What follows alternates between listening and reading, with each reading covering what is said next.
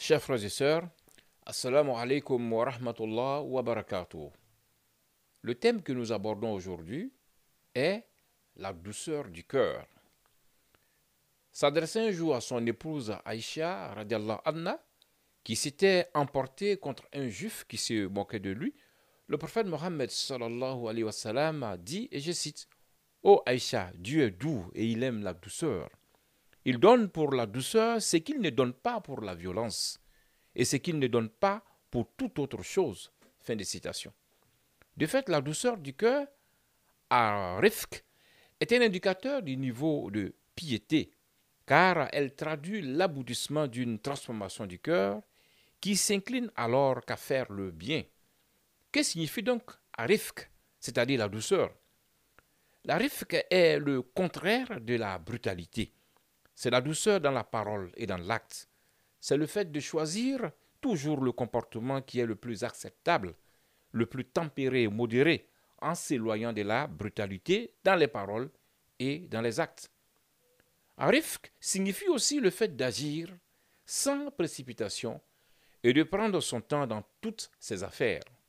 À ce propos, le prophète Mohammed sallallahu alayhi wa sallam a été l'exemple parfait de la pratique de la douceur dans les actes de la vie durant sa mission. En effet, Allah dit au verset 159 de la sourate 3, Al-Imran, la famille d'Imran, et je cite, c'est par quelque miséricorde de la part d'Allah que tu, Mohammed, as été si doux envers eux. Mais si tu étais rude, au cœur dur, ils se seraient enfuis de ton entourage. Pardonne-leur donc et implore pour eux le pardon d'Allah. Fin de citation. C'est pourquoi, à l'instar du prophète Mohammed sallallahu alayhi wa sallam, il est exigé aux musulmans et à la musulmane la douceur dans les actes de la vie, envers ses parents, son conjoint, sa conjointe, envers ses enfants, envers ses collègues, ses voisins, ses interlocuteurs, mais aussi dans son engagement pour Allah. Comment adoucir donc son cœur?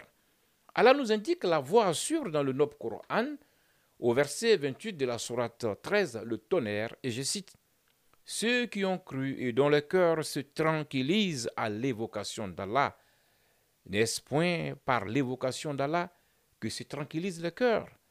Ceux qui croient et font de bonnes œuvres auront le plus grand bien et auront le meilleur retour. Fin de citation.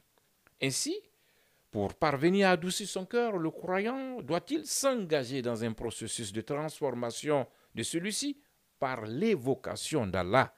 C'est donc au bout de cette pratique que le cœur parvient à obtenir sa stabilité en dépit de quelques pressions ou vicissitudes de la vie.